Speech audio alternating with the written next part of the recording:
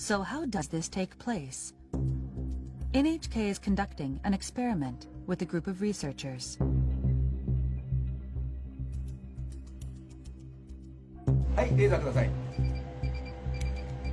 The team will track particles in the air using laser beams and a high-sensitivity camera.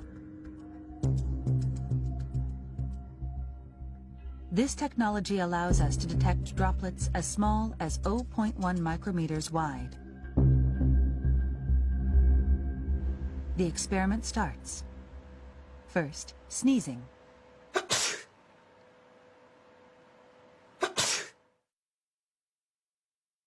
We can see a large droplet about 1 millimeter in diameter. It quickly falls. But let's look through the high-sensitivity camera.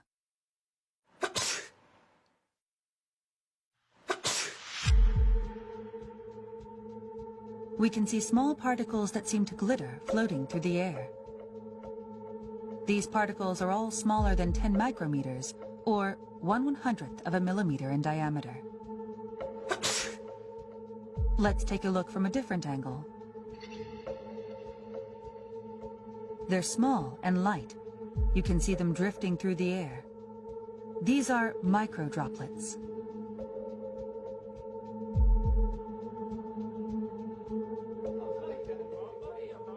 We're learning that sneezing isn't the only source of these droplets.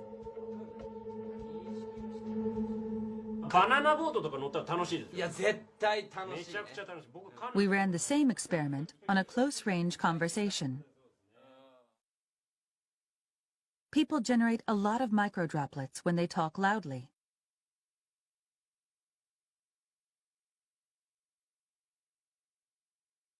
The droplets between these two stay where they are.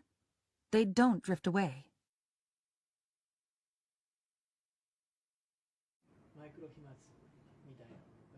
It's not yet known what volume of microdroplets leads to infection. But Tateda says we can't rule out the possibility that microdroplets have spread the virus to some extent. そのマイクロ飛沫、小さな粒子の中にもたくさんのですね、生きたウイルスがいて、大きな声での会話、あるいは激しい息遣い、そういった中でですね、このマイクロ飛沫ができて、それが近くの人、その人が吸い込むことによって感染が広がる、そういったリスクが見えてきたものと思います。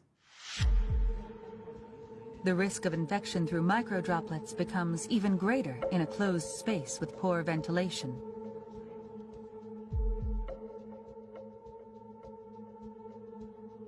This lab is simulating the movement of microdroplets in an airtight room.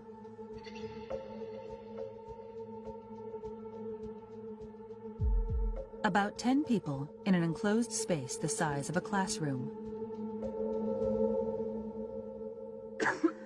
A person coughs once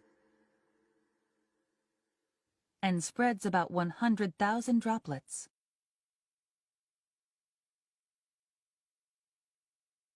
Large droplets are shown in blue and green. Most of these fall to the ground within 1 minute.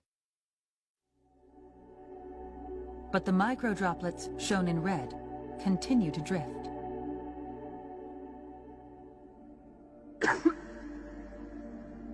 This simulation uses only microdroplets.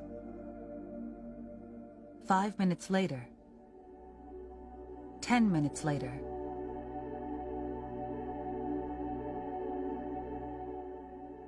20 minutes later, the microdroplets are still floating in place. 空気がよどんでいると、つまり空気の流れがないということで、マイクロ飛沫そのものは、落ちたり、違う場所に動くことはできませんので、長時間その場所にとどまるっていうことになります。But there is a way to prevent this stagnation of microdroplets. Opening windows and increasing air circulation is believed to be effective.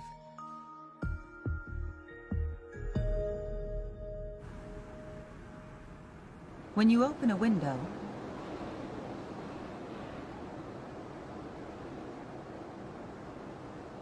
micro droplets are quickly swept away.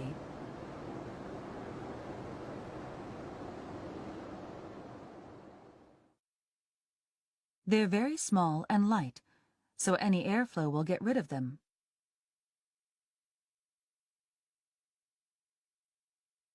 できればですね、2箇所開けて風の流れを作ってあげるということが大事。それが1時間に1回でもいいから、そういうようなことをやることによって感染のリスクっていうのはかなり下げることができるようになるんじゃないかなというふうに思います。